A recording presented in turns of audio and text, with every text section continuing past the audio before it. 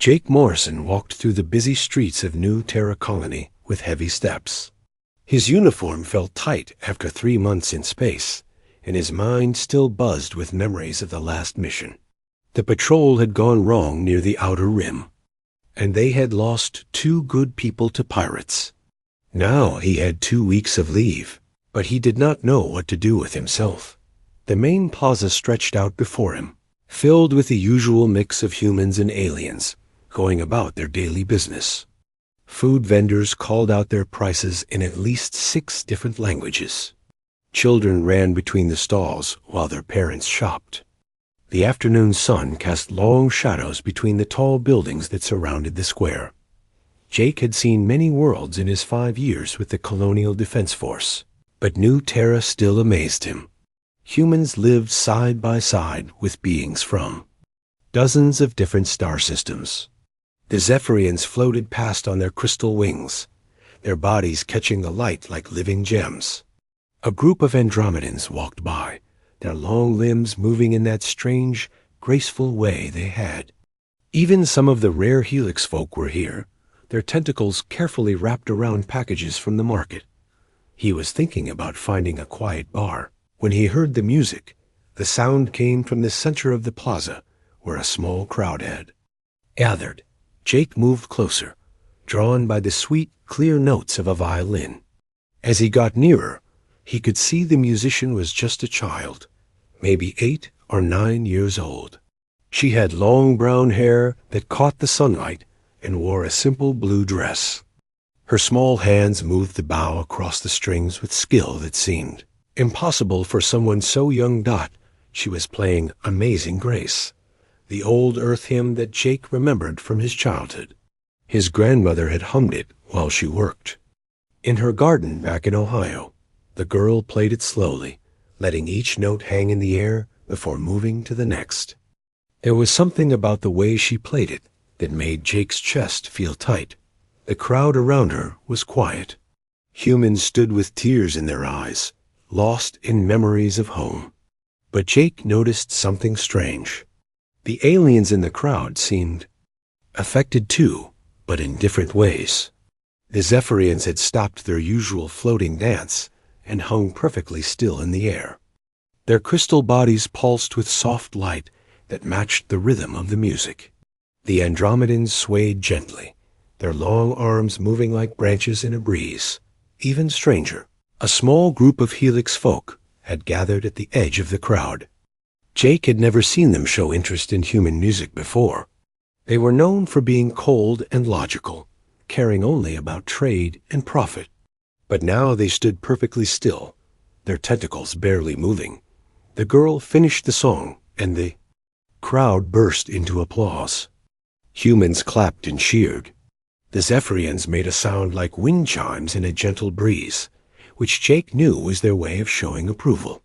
The Andromedans clicked their long fingers together in their version of clapping. The girl smiled and bowed, then lifted her violin again. But before she could start playing, something happened that made everyone go quiet. A small figure pushed through the crowd toward the girl. It was an Andromedan child, probably no more than 2 years old in their development. Andromedan children were rare sights in human colonies, as their families usually kept them close to home. This one had escaped its parents somehow and toddled forward on unsteady legs. The little alien stopped right in front of the girl and looked up at her with large, dark eyes. Then it opened its mouth and began to hum. The sound was nothing like human humming. It was deeper, with strange harmonics that seemed to come from multiple places in its throat at once. But the melody was unmistakable. The child was humming Amazing Grace. The plaza fell completely silent. Jake held his breath. He had served in space for years and had seen many amazing things, but nothing like this. A 2-year-old alien child was singing a human song it had never heard before. The girl with the violin stared down at the small alien for a moment. Then she smiled and lifted her bow. She began to play again, this time following the child's humming. The two of them made music together, human and alien, creating something beautiful that neither could have made alone. The crowd was frozen. Jake saw humans with their mouths open in shock. An elderly Zephyrian floating nearby had turned completely transparent, which only happened when they were deeply moved. The Helix folk had moved closer, their tentacles reaching out as if they wanted to touch the music itself. But what amazed Jake most was how the music seemed to affect everyone the same way, despite being from different worlds and different ways of thinking. The same melody that made humans think of home and family was somehow touching the hearts of beings who had never seen Earth. The girl and the alien child played and hummed together for several minutes. When they finished, the silence stretched on for a long time. Then the applause began, but it was different from before. Softer, more respectful. Like people had witnessed something sacred. Jake pulled out his personal recorder and checked it. He had been recording without thinking about it, his training taking over. The whole thing was captured in perfect detail, video and audio both. The crowd began to break up slowly. People dropped coins and credits into the girl's violin case. But many of them kept looking back as they walked away. The Andromedan child had been collected by its worried parents, who seemed amazed by what their little one had done. Jake approached the girl as she packed up her violin. She looked up at him and smiled. "That was beautiful," he said. "What is your name?" "Katie Bell," she replied. "I play here every day after school. Did you like it?" "I have never heard anything like it," Jake said honestly. "How long have you been playing?" "Since I was 4. My mom and dad are musicians too. They taught me." Katie closed her violin case and stood up. That little alien friend was nice. "I hope he comes back tomorrow." Jake watched her walk away, already thinking about the recording in his device. He had a feeling that what happened today was more important than anyone realized. Music had always been special to humans, but maybe it was special to others too.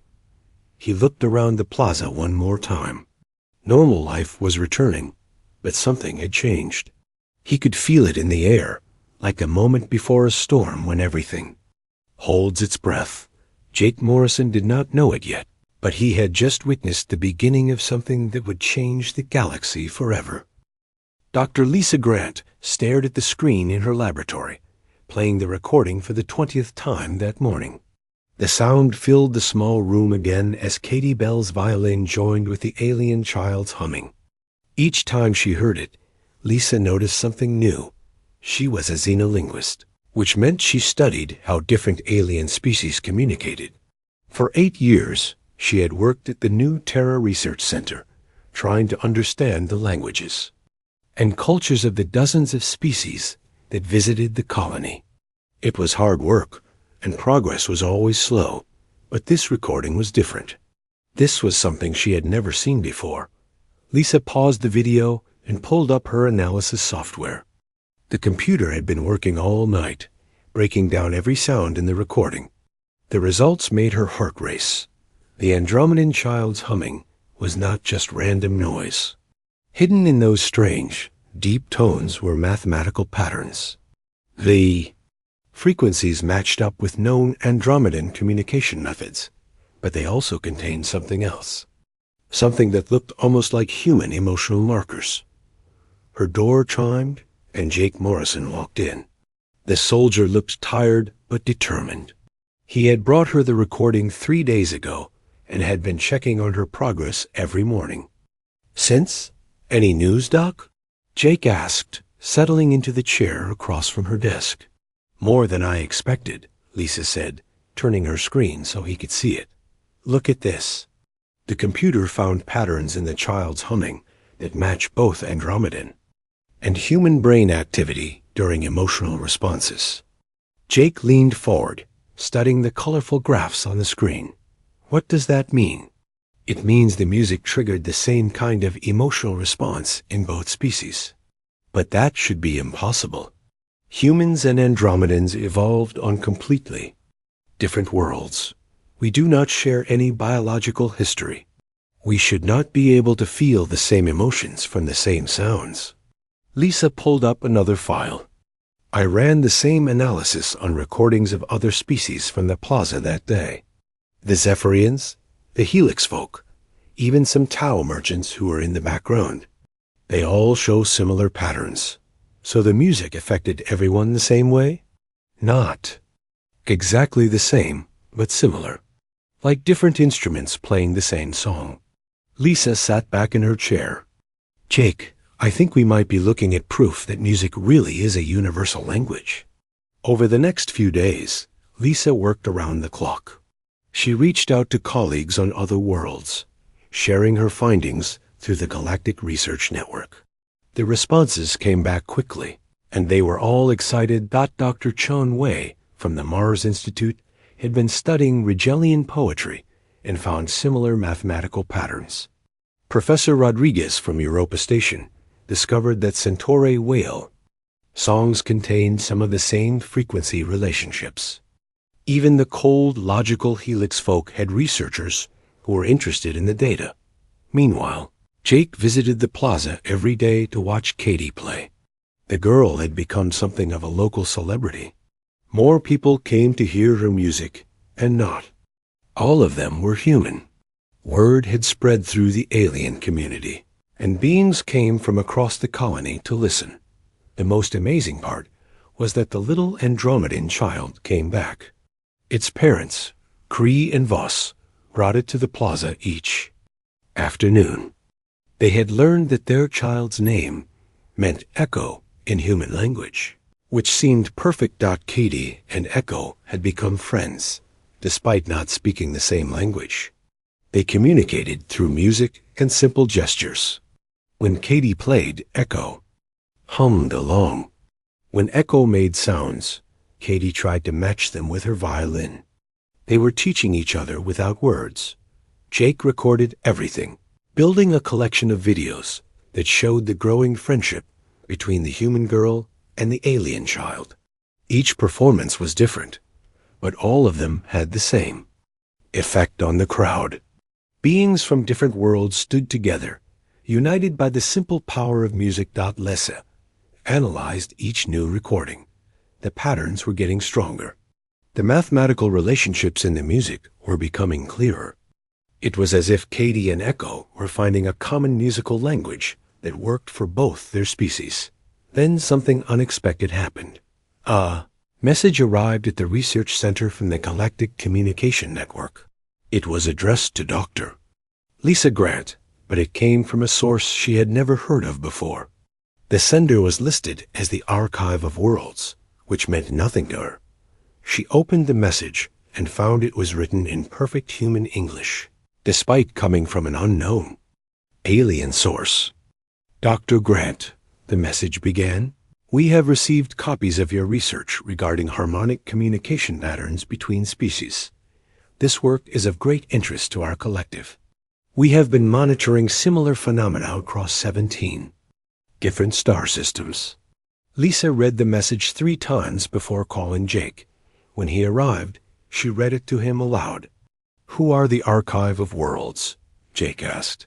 I have no idea. I have never heard of them, and they are not in any of our databases. Lisa scrolled through the rest of the message. But look at this.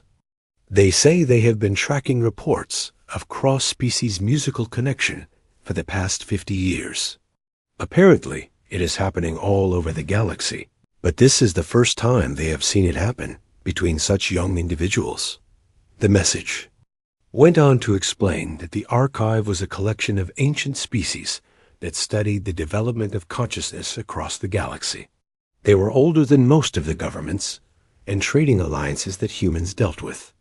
They watched and recorded, but rarely interfered with younger species. But the recording of Katie and Echo had caught their attention in a way that nothing had for centuries. They want to meet with Katie, Lisa said, reaching the end of the message. They are sending a representative to New Terra next week. Jake frowned. Is that safe? We do not know anything about these people. I know. But Jake, If they have been studying this for 50 years, they might have answers. They might be able to explain what we are seeing. The next day brought more. Surprises. Messages started arriving from across the galaxy. Research stations, universities, and even some government agencies were reporting similar incidents. A Zephyrian child on Proxima Station had started singing human lullabies. A group of Helix juveniles on their homeworld had been caught trying to build human musical instruments.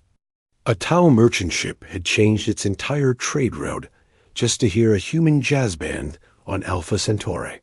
Lisa worked frantically to catalog all the reports. The pattern was clear.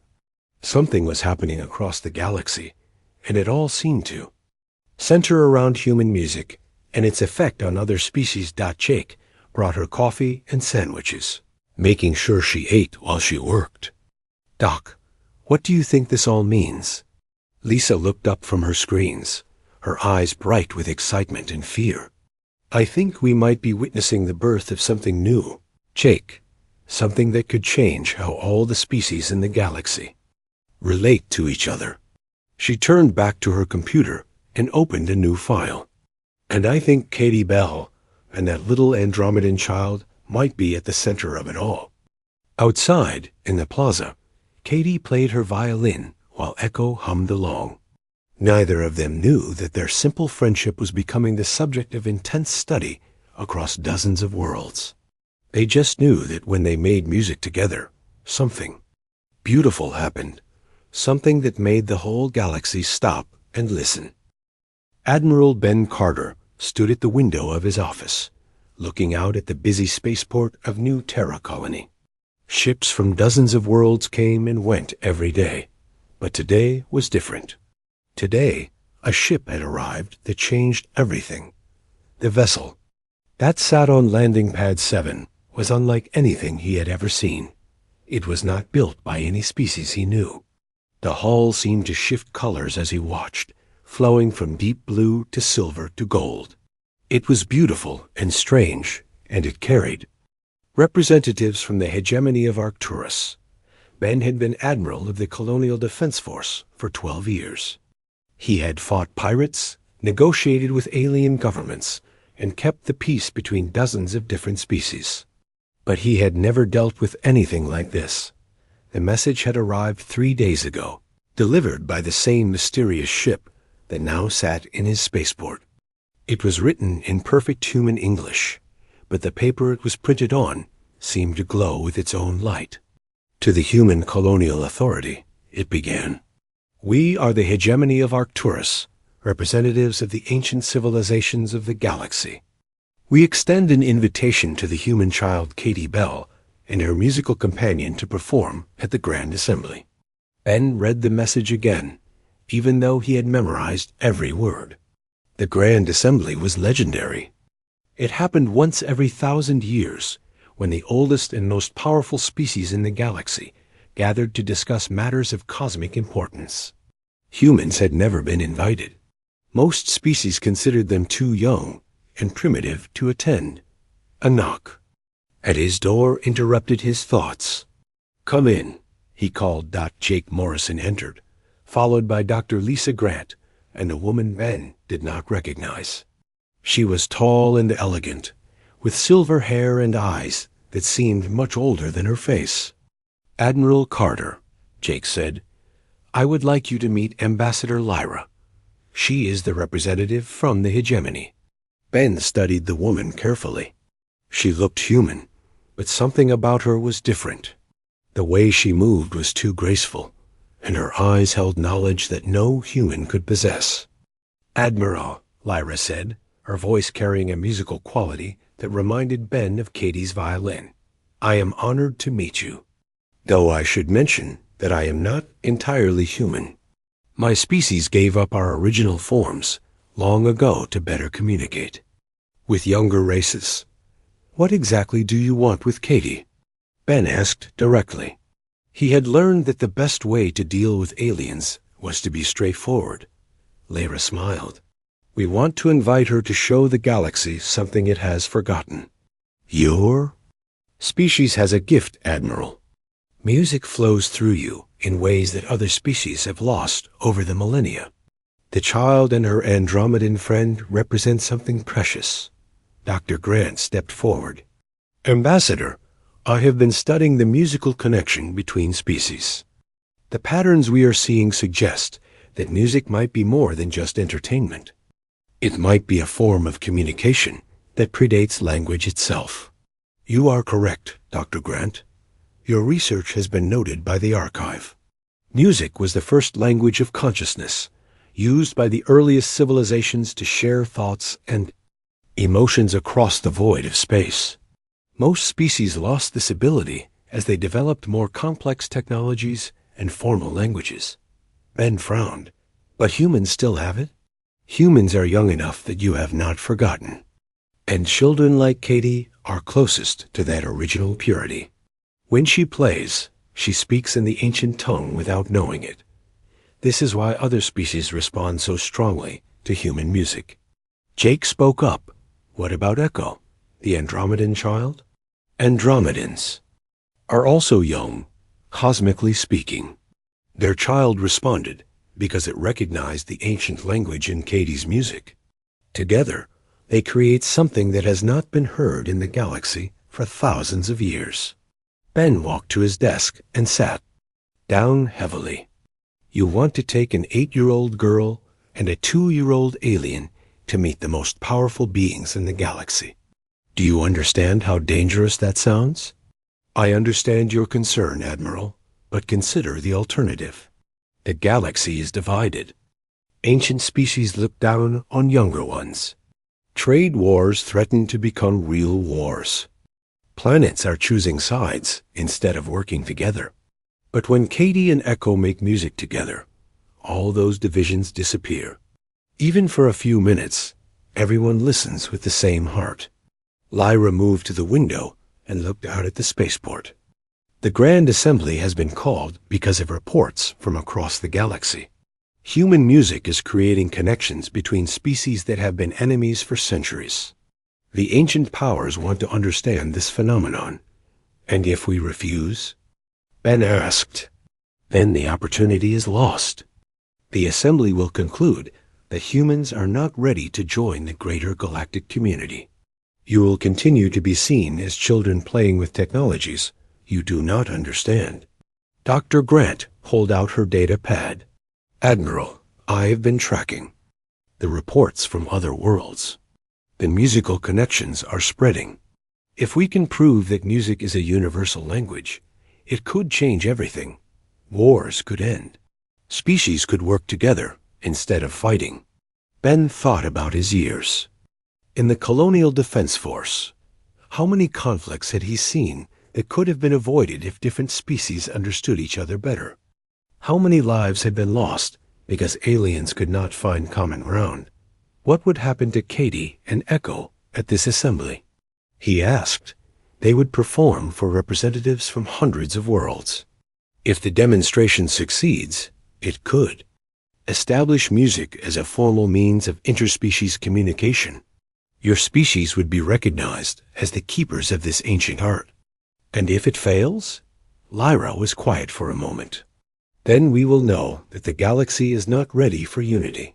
The ancient powers will retreat to their own worlds, and the younger species will continue to fight among themselves until one destroys the others.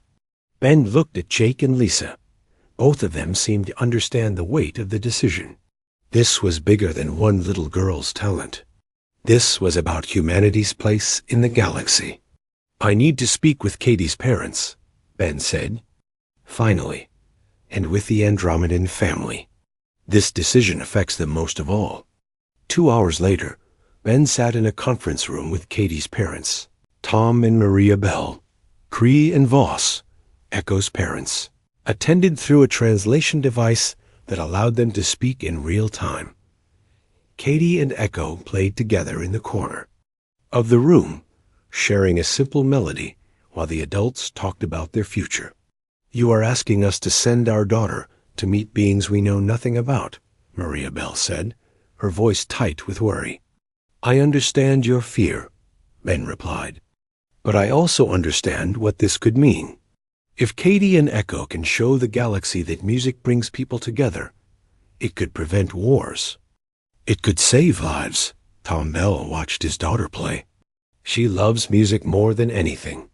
And she has become close to Echo. They understand each other in ways that seem impossible. Cree, speaking through the translator, added her thoughts. Our people have always been cautious about involving children in adult matters. But Echo has changed since meeting Katie. It has learned to communicate in ways we never thought possible. Voss nodded agreement. If our children can help bring peace between worlds, perhaps we must be brave enough to let them try.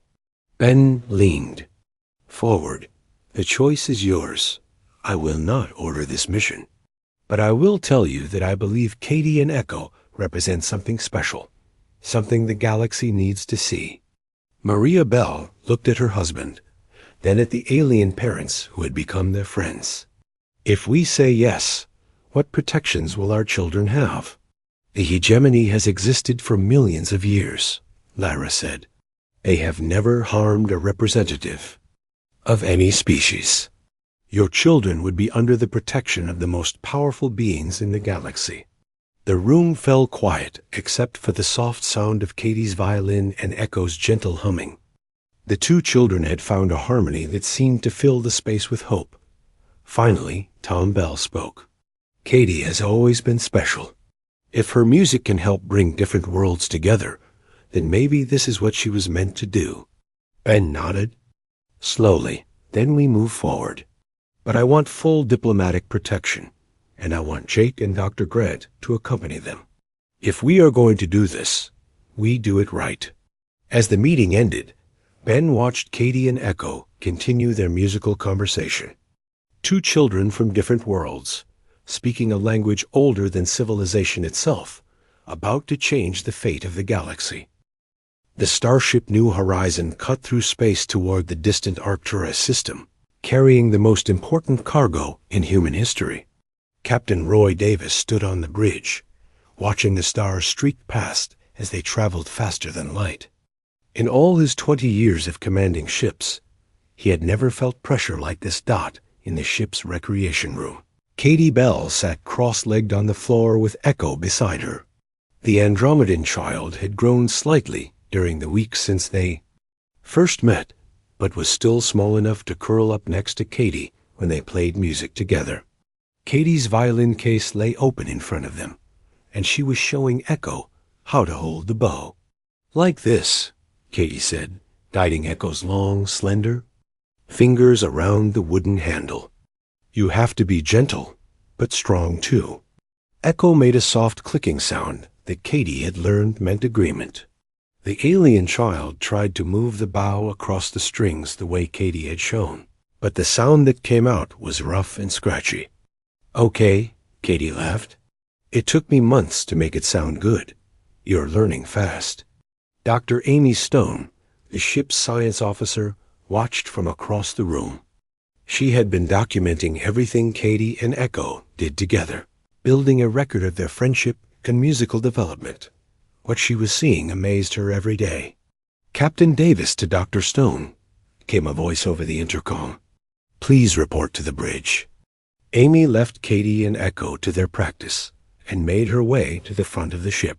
Captain Davis was studying a display screen that showed their current position. What's our status, Amy? He asked. The children are doing well. They're musical.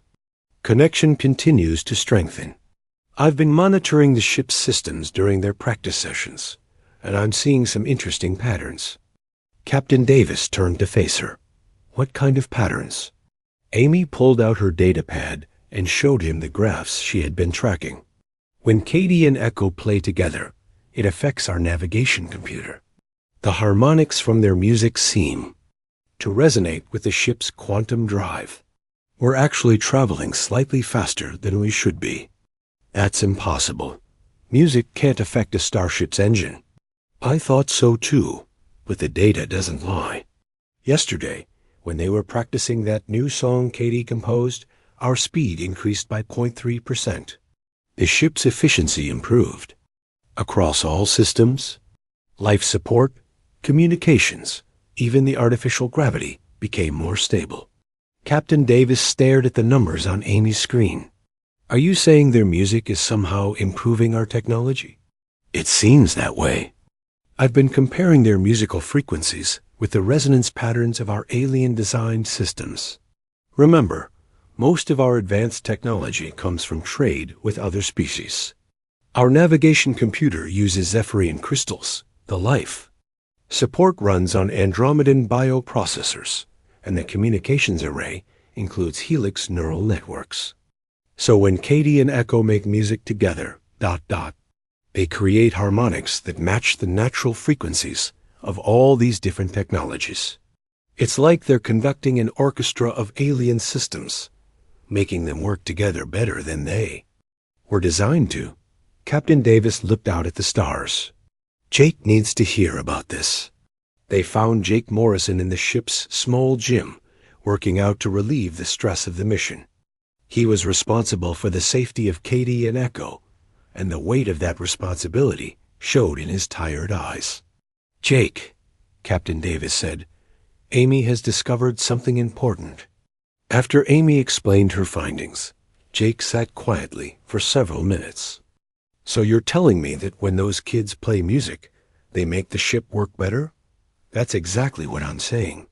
And if it works on our ship, it probably works on any technology that includes components from multiple alien species. Jake thought about the implications. Most of the galaxy runs on mixed technology these days. Ships, space stations, planetary defense systems. If Katie and Echo can improve all of that just by making music, it would explain why the hegemony is so interested in them, Captain Davis said.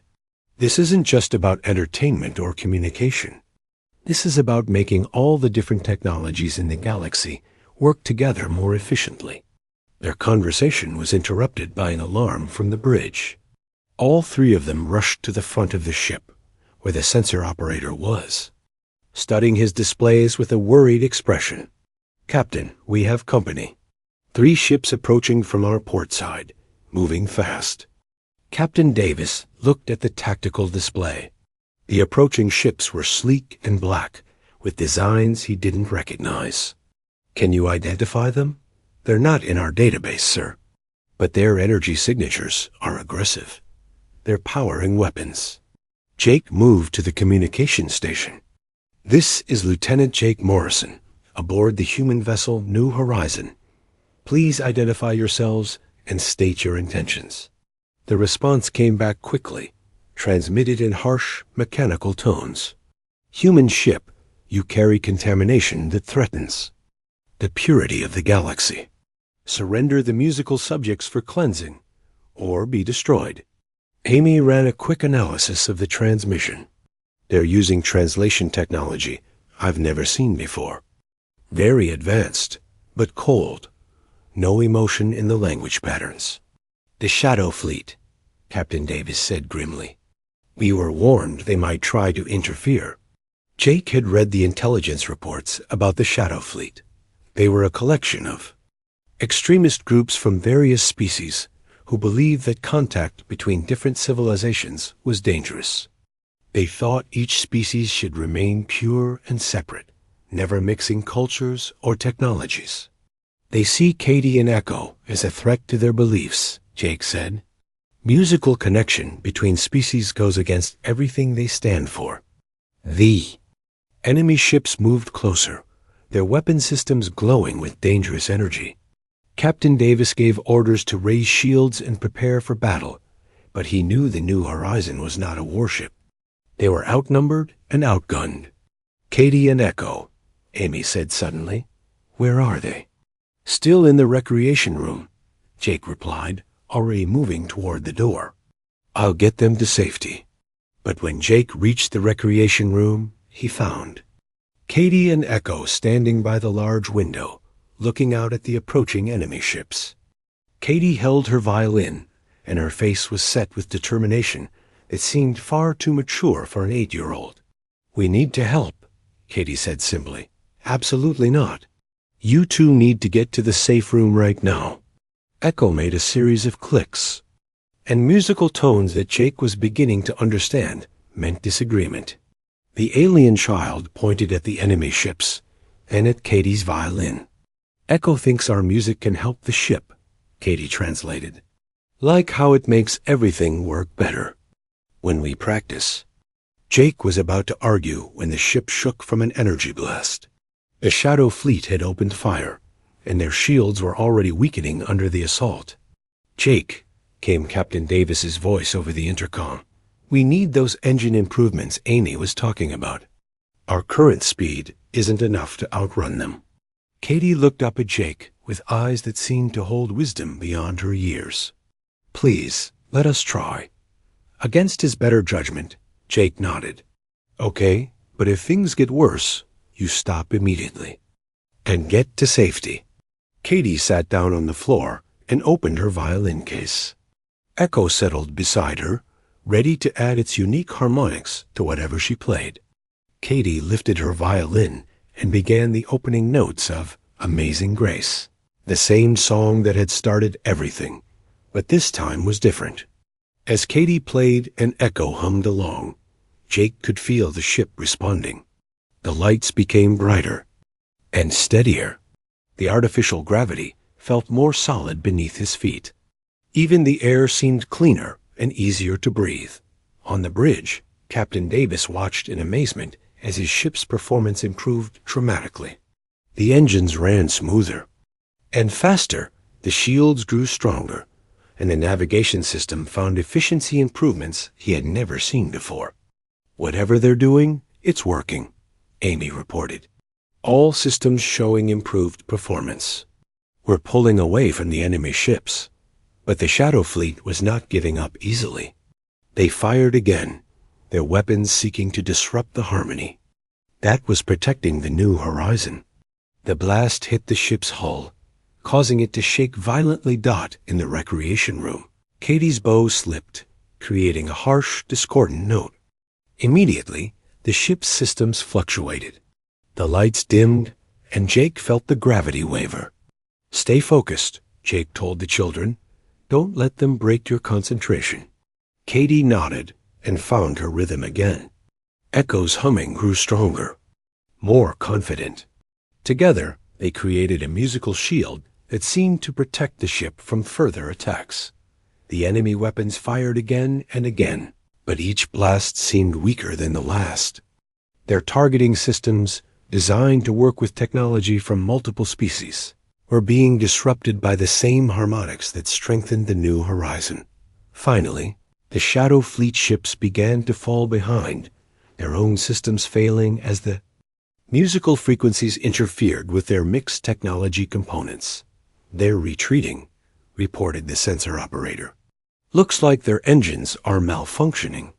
Katie and Echo continued playing until the enemy ships were just dots of light in the distance. When they finally stopped, the recreation room fell silent except for the normal hum of the ship's systems. Jake knelt down beside them. That was incredible. You saved us all. Katie smiled and put her violin back in its case. Echo says the music doesn't just make friends. It protects friends too. Captain Davis. The Grand Assembly Hall stretched beyond anything Katie Bell had ever imagined. The crystalline structure rose like a mountain of light, its walls shifting through colors that had no names. Seats curved around a central stage in rings that seemed to go up forever, each one holding beings from worlds she had never dreamed of. Katie stood backstage with Echo beside her, both of them wearing simple white clothes that Ambassador Lyra had provided. Her violin case felt heavier than usual in her hands, but Echo's gentle humming helped calm her nerves. There are so many of them, Katie whispered to Jake Morrison, who stood guard nearby. Jake looked out through the curtain at the massive audience. Representatives from hundreds of species filled the hall. Some looked almost human, while others were so strange that Jake could barely understand how they moved or breathed. Floating jellyfish-like creatures drifted near the ceiling, tall, crystal, Beings stood perfectly still in their seats. Massive creatures that looked like walking trees swayed gently in the back rows. "They're all here to hear you and Echo," Jake said softly. "Remember, just play like you do in the plaza back home." Dr. Lisa Grant approached them, her data pad showing. Readings from sensors placed throughout the hall. "The acoustics in this place are incredible. Every sound will be amplified and carried to every seat, but also transmitted across space to watching stations on thousands of worlds." Echo made a series of clicking sounds that Katie had learned meant excitement mixed with nervousness. She reached down and took the alien child's hand, feeling the familiar warmth of their friendship. Ambassador Lyra appeared beside them, moving with her usual grace. "It is time. Are you ready?" Katie nodded, though her heart was beating fast. "What if they don't like our music?" "Music is not about being liked," Lyra said gently. "Music is about being felt. Trust in what you and Echo have created together." The lights in the hall dimmed, and a voice spoke in hundreds of languages at once, each being hearing the words in their own tone. "The Grand Assembly recognizes the human child Katie Bell and the Andromedan child Echo, who will demonstrate the ancient art of harmonic communication." Katie and Echo walked onto the stage together. The platform was made of the same shifting crystal as the walls, and it seemed to glow more brightly with each step they took. When they reached the center, Katie looked up at the vast audience surrounding them. She had played for crowds before, but never like this. Beings that had lived for thousands of years looked down at her. Species that had never spoken to each other sat side by side. The most powerful civilizations in the galaxy had gathered to hear what a little girl and her alien friend could create together. Katie opened her violin case and lifted out her instrument. The familiar weight of it in her hands made her feel more confident. Echo stood beside her, ready to add its voice to whatever she chose to play. She closed her eyes and thought of home. She thought of the plaza where she and Echo had first met, of the simple joy they had found in making music together. Then she placed her violin under her chin and began to play. The opening notes of Amazing Grace filled the vast hall, carried by the crystal walls to every corner of the space. Katie played slowly, letting each note ring clear and pure before moving to the next. The melody was simple, but it carried all the emotion of her young heart. Echo began to hum along, its voice creating deep harmonics that resonated through the crystal structure. The sound was unlike anything the assembled beings had heard before. It was human and alien at the same time, familiar yet completely new. In the audience, something extraordinary began to happen. A tall, elegant being from the Centauri system began to sway gently with the music. Its species was known for being cold and logical, but the melody seemed to touch something deeper than thought. Near the back of the hall, one of the tree-like creatures started making a low, rumbling sound that matched the rhythm of Katie's playing. Its voice was like wind through leaves, ancient and full of wisdom. The floating jellyfish beings began to pulse with soft light in time with the music. Their glow grew brighter and dimmer with each note, creating a visual harmony that matched. The sounds filling the air, row by row, more beings began to join in. Each species added their own voice to the growing symphony. The crystal beings rang like bells. The helix folk made clicking sounds with their tentacles. Even the proud Zephyrians, who rarely showed emotion, began to shine brighter with each. Passing measure. Katie opened her eyes and saw what was happening. The entire assembly was making music with her and Echo. Hundreds of different voices, each unique to their species, were joining together in one beautiful song. But the most amazing art was how perfectly they all fit together. Every voice found its place in the harmony, as if the music itself was showing them where they belonged. No one was competing or trying to be louder than others. They were all part of one massive cosmic choir. Jake watched from the wings with tears in his eyes. He had seen battles and victories, but nothing had prepared him for this moment. The most powerful beings in the galaxy were singing together like children. Dr. Grant's instruments were recording everything, but she could barely focus on the data. The mathematical patterns in the music were beyond anything she had studied.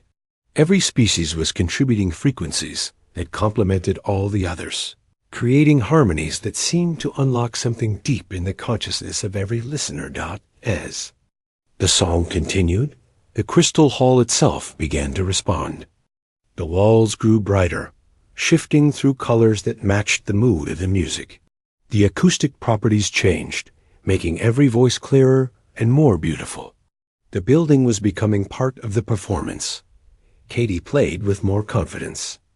Now, seeing how her simple melody had become something magnificent, she improvised slightly, adding small flourishes that gave the other voices room to shine. Echo's humming grew more complex, weaving between the different species' contributions like a musical thread connecting them all. High above the stage, in seats reserved for the most ancient beings in the galaxy, figures that had remained silent for millennia began to move. The archivists were older than most civilizations, and they had seen the rise and fall of countless species. But now they were leaning forward, their ancient eyes focused on the small human girl and her alien friend. One of the archivists, a being so old that its true form was hidden within robes of shifting starlight, began to speak. Its voice carried over the music without drowning it out, reaching every being in the hall. "We have waited," it said, the words somehow understood by every species present. "For eons beyond counting, we have waited for this moment." The return of the first language, the harmony that connected all consciousness when the galaxy was young. The music continued, but now everyone understood what they were experiencing. This was not just a performance. This was the rediscovery of something that had been lost for millions of years. "The youngest among you," the archivist continued, "have shown you what the oldest among us had forgotten. That consciousness itself is musical. That the connections between thinking beings are not made of words or technology, but of harmony and rhythm, and the simple joy of shared song." Katie brought her violin to a gentle conclusion, the last note hanging in the air like a star. Echo's humming faded to a whisper, then to silence. The hall remained quiet for a long moment, as if no one wanted to break the spell that had been cast. Then the applause began. But it was not like human clapping. Each species showed appreciation in their own way. The crystal beings rang like church bells. The tree creatures rustled all their branches at once. The jellyfish beings pulsed with brilliant light. The Zephyrians made their wind-chimed sounds, now warm with emotion. The archivist spoke once more. "Let it be recorded in the annals of all worlds. On this day, the humans and their allies have given the galaxy back its voice. The time of silence is ended. The age of harmony begins."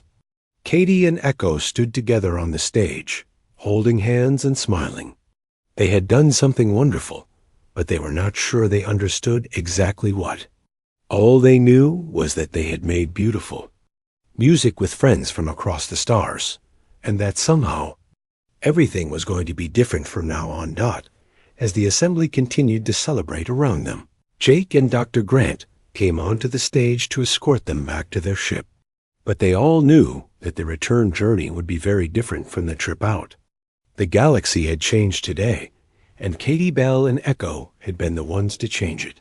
The last thing Katie heard as they left the stage was the sound of hundreds of species, still humming together, their voices creating a harmony that would echo across the stars for generations to come. 2 years had passed since the Grand Assembly, and New Terra Colony looked very different from the world Jake Morrison remembered. The plaza where Katie Bell had first played her violin was now twice as large, filled with beings from across the galaxy who came to study at the newly built Harmony Academy. Jake walked through the crowded streets, amazed by what he saw. Zephyrian children floated alongside human kids, all of them carrying musical instruments. A group of young Helix folk practiced rhythm patterns with wooden sticks, their tentacles moving in perfect time. Andromedan teenagers worked with human instructors to build new kinds of instruments that could be played by different species. The changes went far beyond music. The old trade disputes that had threatened to become wars had simply stopped. When species could communicate through harmony, it became much harder to see each other as enemies. The Shadow Fleet had disappeared, their extremist message losing power when beings could feel the joy of connection rather than just hear arguments for separation. Jake made his way to the Academy, a beautiful building made from materials donated by dozens of worlds. Zephyrian crystal formed the walls, allowing music to flow perfectly through every room. Andromedan biomaterials made the floors soft and comfortable for beings with different types of feet. Even the lighting came from Helix neural networks that responded to the emotions in the music being played. He found Katie in the main practice hall, surrounded by students of all ages and species. She was 12 now, taller and more confident, but she still had the same bright smile that had stopped crowds in the plaza years before. Her violin was newer and finer than the old one, a gift from the Centauri master craftsman, but she played it with the same gentle joy. Echo stood beside her, now grown to the size of a human teenager. The young Andromedan had learned to play several human instruments, but its voice remained its greatest gift. When Echo hummed, it could create harmonies that helped other species find their own musical voices. Today we are going to practice the morning song of Rigel, Katie announced to her mixed class of students. Remember, each species will hear it differently, but we all feel the same emotions when we play it together. A small Tau child raised its tiny hand. Katie, why does music make everyone feel the same things? Katie smiled and knelt down to the child's level. Dr. Grant explained it to me once. She said that before there were words or languages, there was music. All thinking beings started with the same musical language, like a song that connected every mind in the galaxy. We just forgot it for a while. Echo added its own explanation in a series of musical tones that the translation devices around the room turned into words.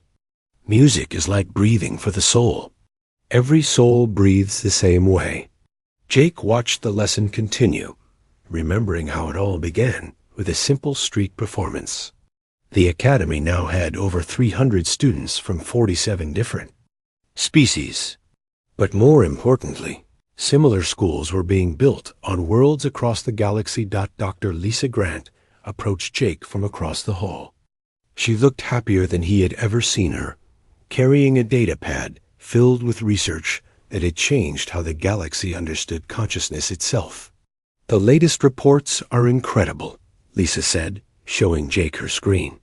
The Helix Consortium has stopped all military ship production and started building concert halls instead. The Zephyrian Empire opened its borders to cultural exchange for the first time in 1,000 years. Even the isolated Tau Collective is sending students to music academies. Jake looked at the numbers on her pad. How many worlds now have music? Programs? Over 800. And the effects go beyond just education. Crime rates have dropped on every world that has introduced interspecies music programs. Mental health problems are decreasing.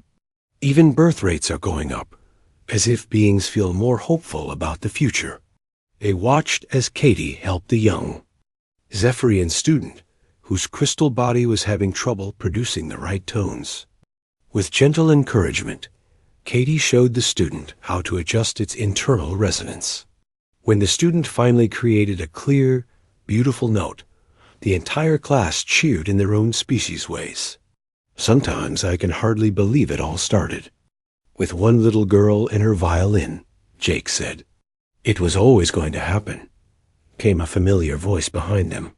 Ambassador Lyra approached, looking exactly the same as she had 2 years ago. The archivists had been watching for signs of the awakening for millions of years. Katie and Echo were just the ones who finally opened the door. Lisa turned to face Lyra. "I've been wondering about something. Why humans? Why did we keep the musical language when other species lost it?" Lyra smiled. "Because you never stopped being children at heart. Even your adults maintain a sense of wonder and play that older species lost long ago. Music requires that kind of openness, that willingness, to feel deeply and share those feelings with others." Jake thought about that. It was true that humans were considered young and sometimes reckless by the ancient civilizations. But maybe that youthful energy was exactly what the galaxy needed. The lesson ended, and students began to leave for their next classes. Katie and Echo walked over to join the adults, both of them glowing with the satisfaction of good teaching. "Jake," Katie said, giving him a hug. "Are you here for the concert tonight?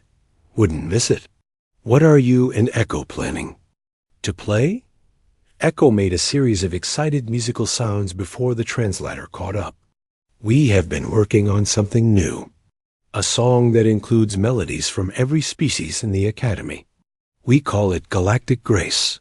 That evening, Jake sat in the Academy's main auditorium with hundreds of other beings. The audience included not just local residents, but visitors from across the galaxy who came to New Terra specifically to hear the music that had changed everything. Katie and Echo took the stage together, just as they had at the Grand Assembly 2 years before. But now they were joined by a full orchestra of students and teachers from dozens of worlds. The Zephyrian section gleamed like living jewels. The Andromedan voices created deep harmonic foundations. Human instruments provided melodies that everyone could follow. When Katie raised her violin and began to play, the familiar opening notes of Amazing Grace filled the hall. But this time, the simple melody was transformed into something magnificent. Each species added their own interpretation, their own emotional understanding of the song's message of hope and redemption. The music built slowly, adding layer upon layer of harmony. Jake closed his eyes and felt the sound wash over him. It was not just music anymore. It was proof that different beings could create something beautiful together, something none of them could make alone. As the song reached its climax, Jake opened his eyes and looked around the auditorium. Beings who had been enemies for centuries were sitting side by side, some with tears of joy streaming down their faces. Children from different worlds held hands as they listened. Even the ancient archivists, who rarely left their distant worlds, had sent representatives to witness this moment. The music ended with Katie's violin singing a single, pure note that seemed to hang in the air forever. When the applause finally began, it was not just appreciation for a performance. It was celebration of what the galaxy had become. After the concert, Jake walked back through the plaza where it all began. The same fountain was there, the same benches where people had first stopped to listen to a little girl play her violin. But now the space was filled with beings from across the stars, all of them making music together under the light of New Terra's 3 moons. Katie found him there, carrying her violin case and walking with Echo and a group of their students. They were all laughing about something one of the young Tau had said during practice. "Jake," Katie said, "thank you for helping us get here, for believing that music could really change things." Jake smiled and looked around at the peaceful, joyful scene surrounding them. "I think you and Echo were the ones who changed things. I just got to watch it happen." Echo hummed a gentle melody that needed no translation. It was the sound of contentment, of friendship, of a future full of harmony. As Jake watched Katie and Echo continue on their way, surrounded by students who saw them not as famous performers, but as friends and teachers, he realized that the real miracle was not what had happened at the Grand Assembly. The real miracle was what happened every day now, in classrooms and concert halls across the galaxy, as beings learned to speak the ancient language of the heart, The age of harmony had truly begun, and it sounded exactly like a little girl playing. Violin in a plaza, joined by a friend who proved that music really was the universal language of hope.